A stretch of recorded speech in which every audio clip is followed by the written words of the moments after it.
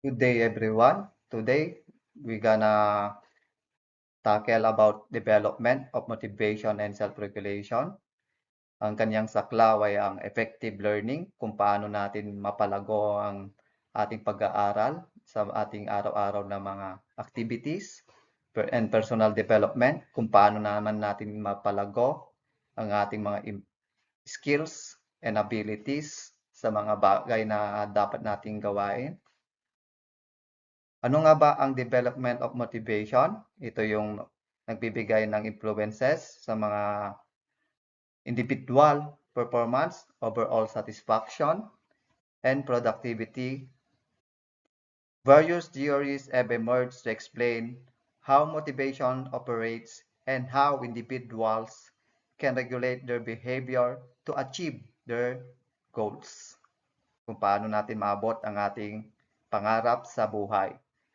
May mga tao din na nagbigay ng iba't ibang kanilang mga theory, kagaya ni Maslow's hierarchy of needs, Alderfer's ERG theory, McClelland's theory of needs, and Hertzberg two-factor theory. Yan ang ating pag-aaralan ngayon. Kung ano yung mga inambag nila sa development of motivation and self-regulation. Each framework, sabi dito, offers unique insight into the factors driving motivation, illustrating the complex interplay between intrinsic and extrinsic influences on human behavior. Understanding these theories is essential for fostering an environment that encourages self-regulation and optimal performance in education contexts.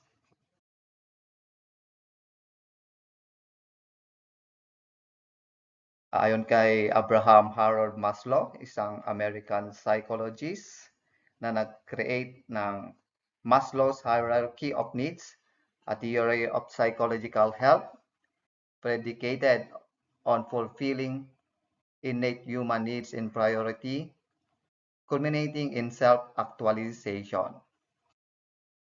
Ano nga bang hierarchy of needs? Ito ay na-develop noong 1943. Ayon kay Maslow Hierarchy of Needs, posits that human motivation is structured in a 5-tier pyramid: psychological needs, safety, love, and belonging, esteem and self-actualization. Individual must satisfy lower level needs before addressing higher level ones. Dapat, sabi niya, mag-umpisa tayo sa pinakamababa ng level hanggang sa pinakamataas. This theory emphasizes the unmet needs can hinder personal growth and self-regulation. Ang una ay ang physiological needs. Ano nga ba ang physiological needs? Ito yung biological requirements for human survival. Ito yung kailangan natin upang mabuhay sa ating pang-araw-araw na pamumuhay. Ito yung pagkain, tubig, bahay, at mga damit. Pangalawa, ang safety needs. Individual seek safety and security. Nandyan ang financial security and health. People want to experience order, predictability, and control in their lives.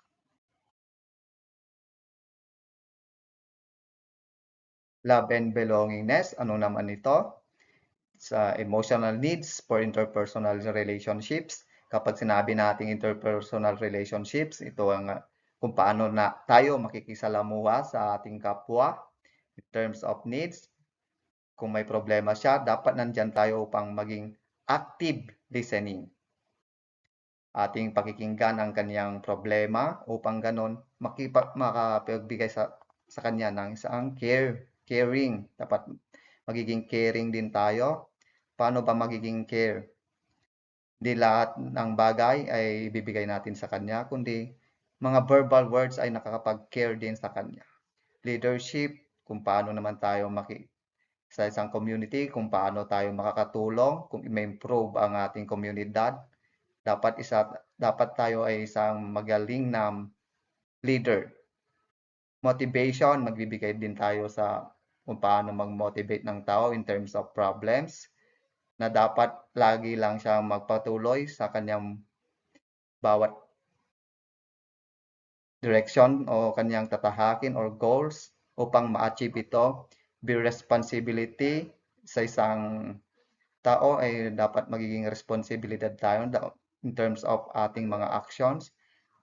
Lastly, teamwork, kung paano tayo makipag-teamwork upang sa ganon ma-achieve, lagi natin tatandaan, ma-achieve ang bawat goals o mas magiging pakipakinabang ang bawat action natin. Esteem needs, ano naman ang esteem needs? These needs encompass self-esteem and esteem received from others. Minsan, may mga problema tayong dumarating, nakukulangan tayo ng self-esteem, ang pagiging magtiwala sa ating kakayahan. Nawawalan tayo ng pag-asa. May mga problema kasi na di naman natin maiwasan mga problema na darating, pero hindi ito hadlang upang makamit natin ang nais nating makamtan. Self-actualization, ito yung pinakamataas na level of Maslow's hierarchy of needs. Refers to the realizations of one potential.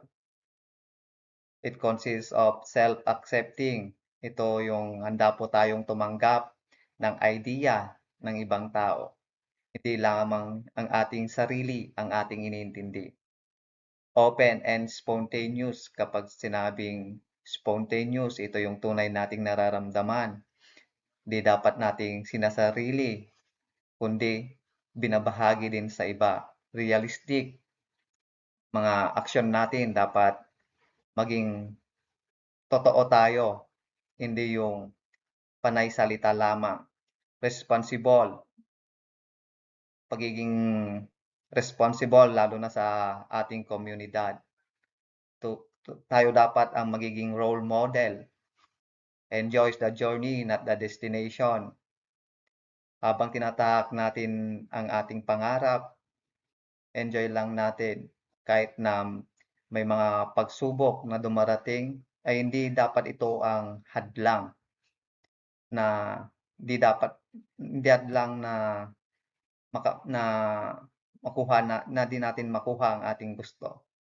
Autonomous, ito yung pagiging leader natin minsan, lalo na sa mga project. Dapat ikaw yung mamumuno sa kanila kung ano ang gagawin. Enjoy solitude and privacy. Ito yung pagiging mapag-isa natin minsan.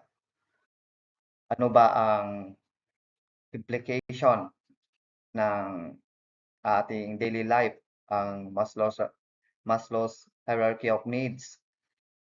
Individual prioritize activities based on their needs. For example, someone focused on securing basic needs will struggle to engage in social or professional goals. Understanding this hierarchy helps create supportive environment in various settings. Sa ating educational applications naman, educators can use this framework to assess and prioritize students' needs, ensuring a supportive atmosphere that fosters motivation and engagement. Meeting basic needs is essential for academic success.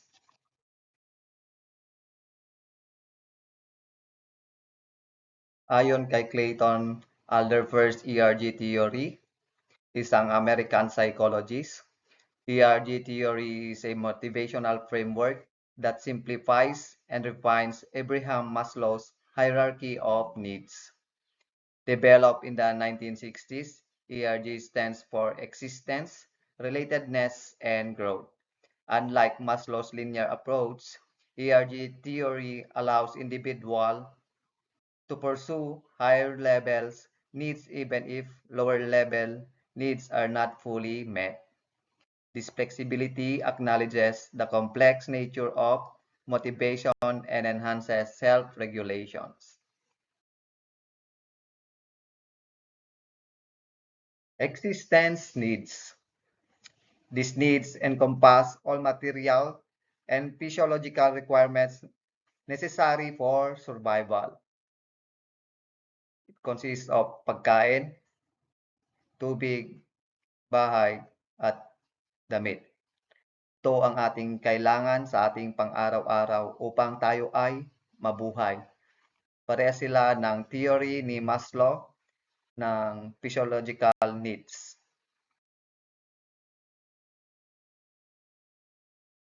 Related needs. Related needs involves the desire for social connections and interpersonal relationships. Kapag sinabi nating interpersonal relationships, ito ang ating pakikisalamuha sa ating kapwa tulad ng kaibigan, barkada na handang tumulong sa ating magawain kung kinakailangan. Especially din ng ating family in terms of problems, nandiyan sila, kaagapay natin. Diyan tayo humuhugot ng ating lakas upang magpatuloy sa ating nais na makamtan. Growth needs focuses on personal development and self-actualization. Ito yung kung paano natin i-develop ang ating personal and achievement. This includes aspects like creativity, problem solving, and achieving one's full potential, matching up the higher level needs in Maslow's hierarchy, particularly self-esteem and self-actualization. Ano ba ang personal development? Ito yung social, emotional, mental, physical, especially spiritual.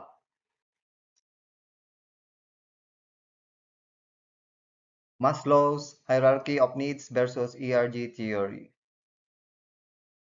Maslow's model of human development focuses on a step-by-step progression, with lower level needs satisfying before advancing to higher level needs, like social belonging and self-actualization. However, Aldelfer's ERG theory offers flexibility, allowing individuals to focus on multiple needs simultaneously. This allows for consideration of individual differences and the importance of perceived progress in meeting needs. ERG theory also differs from Maslow's model through its frustration regression principle, which allows individuals to step back and focus on fulfilling lower level needs when faced with challenges in meeting higher level needs. Ano ba ang implication sa ating daily life? Alderfer's ERG theory helps individuals balance their needs in daily life by recognizing that they can pursue existence, relatedness, and growth simultaneously, enhancing motivation and well-being. Educational applications. Alderfer's theory reflects the fluid nature of motivation. Students may focus on social connections while striving for academic excellence, even amid challenges. This adaptability allows educators to support diverse motivations in the classroom. Recognizing the students may shift focus among different needs allows educators to remain flexible in their teaching methods. Creating peer support system can address social needs while promoting academic growth. According to David McClelland's theory of needs, this theory focuses on three primary motivational drivers. Ano ba itong mga drivers na to? The need for achievement, the need for affiliation, and the need for power. Individuals are motivated by varying degrees of these needs, which influence their behavior and performance. Understanding these needs allows educators to tailor motivational strategies to individual preferences. His ideas are used primarily to assess work performance. McClelland conducted other studies that centered on motivation. He researched how motivation affected one's health. An individual's drive to succeed can cause stress, high blood pressure, or abnormal hormone levels. This demonstrated that internal factors, motive can cause a physical response. Some were not convinced, but these ideas provided a foundation for future studies. Need for achievement. Ito yung kung paano natin makukuha ang ating nais na goal. Ito yung paano natin magiging personal responsibility, feedback, moderate risk, must win at any cost, must be on top and receive credit.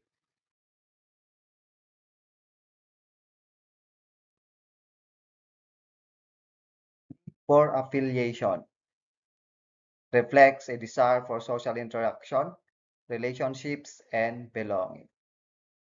Ito yung kailangan natin ng acceptance and friendship, cooperative, and desire to control for everyone and everything exaggerates own position and resources.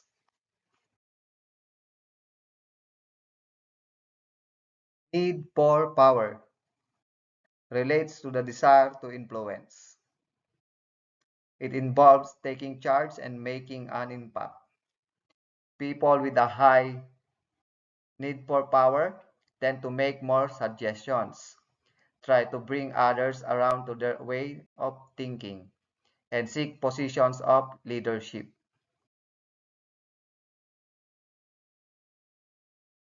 Daily life and educational application. Daily life application. This theory manifests in social interactions and professional contexts. Individuals with high achievement needs may pursue ambitious personal goals, while those with strong affiliation needs prioritize teamwork. Recognize these differences can enhance motivation and collaboration. Sa educational applications naman, teachers can identify students' dominant needs to tailor their approaches, enhancing personalized learning experiences. This understanding is also beneficial in guiding students toward suitable career paths. Frederick Herzberg two-factor theory, isang American psychologist who became one of the most influential names in business management. Ang kanyang theory ay two-factor theory na na-develop naman noong 1959. Herzberg set out to determine the effect of attitudes on motivations by simply asking people to describe the times when they felt really good and really bad about their jobs. What he found was that people who felt good about their jobs gave very different response from the people who felt bad. The results from his inquiry from his basis of Herzberg motivation hygiene theory, published in his famous article, One More Time, How Do You Motivate Employees? The conclusions he drew were extraordinarily influential and still from the bedrock of good motivational practice nearly half a century later, is especially recognized for his two-factor theory, which hypothesizes that there are two different sets of factors governing job satisfaction and job dissatisfaction. Hygiene factors or extrinsic motivators, and motivation factors or intrinsic motivators. Hygiene factors or extrinsic. tend to represent more tangible basic needs. The kind of needs include the existent category of needs in the ERG theory or in the low levels of Maslow's hierarchy of needs. Extrinsic motivators include status, job security, salary, and fringe benefits. It's important for managers to realize that not providing the appropriate and expected extrinsic motivators will show dissatisfaction and decrease motivation among employees. Intrinsic motivators, ito yung tend to present less tangible, more emotional needs, the kind of needs identified in the relatedness and growth categories of needs in the ERG theory and in the higher levels of Maslow's hierarchy of needs. Intrinsic motivators include challenging work, recognition, relationships, and growth potential. Managers need to recognize that while these needs may fall outside the more traditional scope of what a workplace ought to provide, they can be critical to strong individual and team performance. Daily life and educational application. In workplace and educational institutions, satisfaction is influenced by both hygiene factors and motivators. For example, a supportive teacher can enhance student satisfaction, while inadequate facilities may lead to dissatisfaction. This theory guides institutions in creating engaging environments. Educational institutions can provide student and teacher satisfaction by enhancing intrinsic motivators and addressing extrinsic factors. Implementing feedback mechanism and recognition programs can significantly boost engagement. This is the end of our reporting. I hope you enjoy watching and learn something new. And good day, everyone.